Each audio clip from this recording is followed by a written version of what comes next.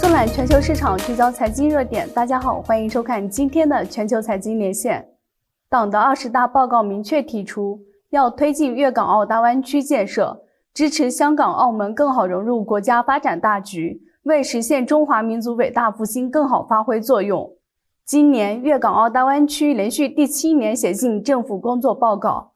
政府工作报告提出，深入推进粤港澳大湾区建设，支持港澳发展经济，改善民生，防控疫情，保持稳定。粤港澳大湾区发展规划纲要发布4年多来，粤港澳大湾区正逐步成长为具有全球影响力的国际科技创新中心，充满活力的世界级城市群。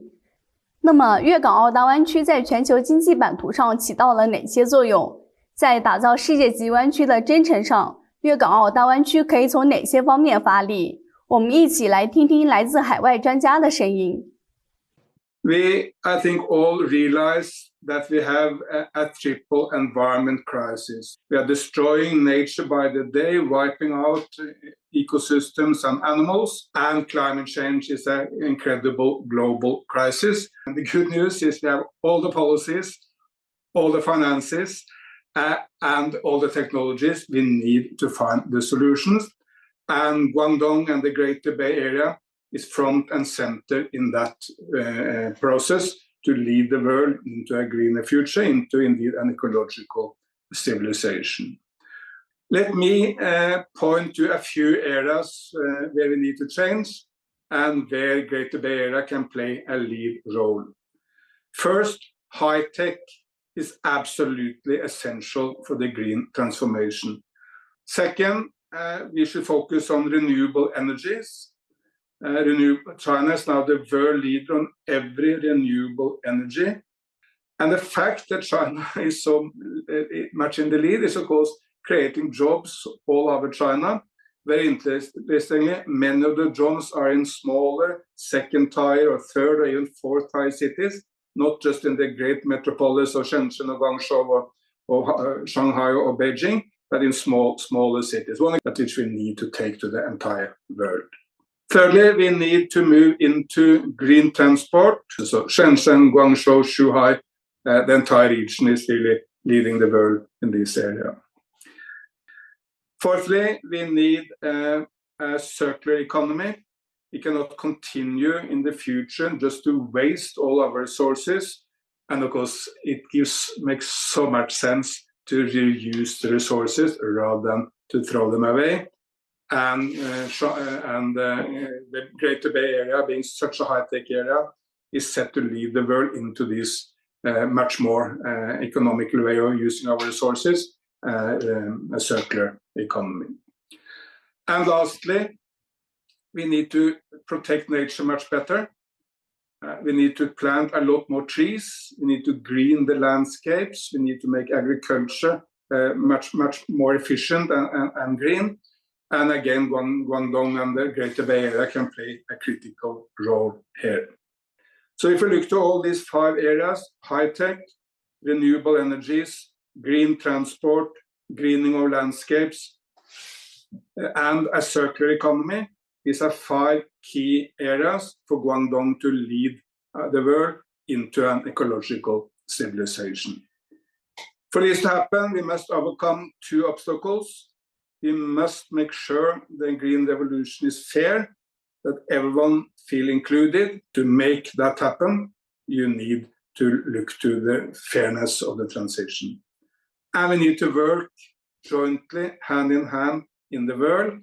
And of course, Belt and Road is a huge vehicle for this green transformation of the world and for better cooperation in the world. And through Belt and Road, China can bring its ideas and its technology and its investment to poorer parts of the planet.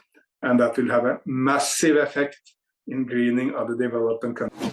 China's Bay Area is a little bit different from here because we're not especially strong in manufacturing. We're very, very expensive. A lot of the manufacturing that was here decades ago has moved to other places that are less expensive. Other places in the US, maybe in Mexico, maybe China, other places overseas. So we tend to be very concentrated in technology, although not the manufacturing, the technology is so much. in professional and specialty services, things like that, whereas China's Bay Area has just a lot of manufacturing capacity in Guangdong province and in the entire area. That's one difference that I think will give China's Bay Area a different character than the Bay Area here. But I think it is already a critical global region. You know, back in the day before this term of Bay Areas was being used, we talked about the Pearl River Delta.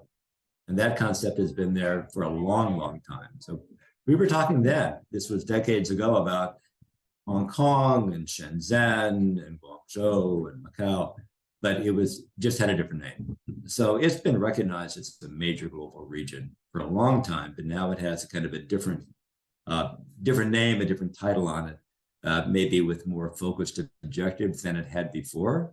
So I think it's already a world-class area for manufacturing, and it will be for a very, very long time.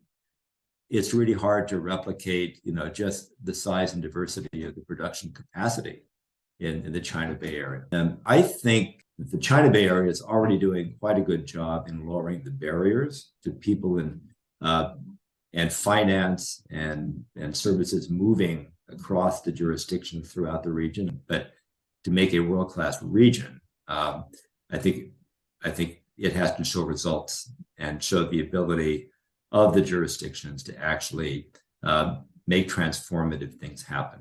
Because I think the success in the San Francisco area has been built around transformation, making transformative things happen again and again. But I think there needs to be a visible track record of the China Bay Area doing that. And again, I think the international dimension is really important to that. You know, it can be a Chinese innovation center, a China Bay Area, and be immensely successful, but that may or may not make it a critical global center. I think to make it a critical global center, it needs to be have a real international community. I know a lot happens in Beijing, especially with the universities there, but thinking about Shenzhen as an entrepreneurial center, as a place that for many, many years has attracted entrepreneurs, and as a place where innovative companies have grown up very successfully. So I think that it's one of two or three, let's say one of three major metropolitan areas or regions that are driving China's economy, but especially driving it around manufacturing, with the immense manufacturing base in Guangzhou and around Shenzhen, and around technology and entrepreneurs. And also it's, as I see it, it's a model for other parts of China. It can clearly be a model for similar economic integration in other regions in China. I would say that that it's becoming an even greater world-class Bay Area. I mean, I would say you already are, but it's like, becoming even more of that. It really comes down to are you able to develop and maintain the international workforce that you really need to be a global city. So in New York, the biggest issue there is housing. We have to solve our housing problem. I don't know what the main issue is in Guangdong or Hong Kong, but some bigger global issues that everybody has to pay attention to, like knowing what are your vulnerabilities around climate change and making sure that those are addressed. What are your vulnerabilities around social divisions and economic inequality, so that those social divisions don't undercut your vibrancy as a place. And then the other thing that we all have to put into our own national context. Someone told me it's one container every 30 seconds. Whereas there's some ports in other countries around the world that are one container every 6 days. So that's a huge difference. So that's very attractive to international companies that are involved in trade. the Guangdong area is unique in the world is it has a combination of sort of technical, intellectual leadership with manufacturing. I think the combination of those two is the key to the future. I can't think of any other place in the world that has such a mass of technical and industrial capability and also infrastructural capability. Okay, in my opinion, the Greater Bay Area provides numerous opportunities, and it serves as a hinterland extension to land-scarce Hong Kong and Macau. This plan has created seamless connectivity for the movement of goods and people within the unified Greater Bay Area by connecting these three fast-growing economic areas through airports, roads, and light rail, as well as more relaxed customs, banking, and other preferential policies. In terms of investment, this soon-to-be world-class metropolitan is poised to become the most ideal investment destination for multinational companies, particularly those involved in technology and innovation industries, as the Chinese government has invested heavily in research and scientific infrastructures to create a competitive environment for the development of this area into an integrated global innovation hub, including the establishment of a new Hong Kong Shenzhen Innovation and Technology Park and the Guangzhou AI and Digital Economic Park.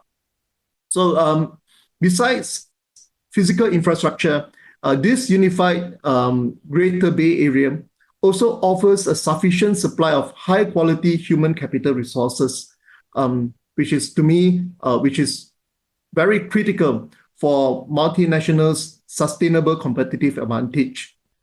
珠江潮起两岸阔，湾区奔涌向未来。当前，湾区已成为带动全球经济增长的重要力量和引领技术变革的领头羊。作为全球最富活力、最具潜力的区域之一，粤港澳大湾区正朝着高质量发展阔步前行。以上就是本期节目的全部内容，感谢收看，再会。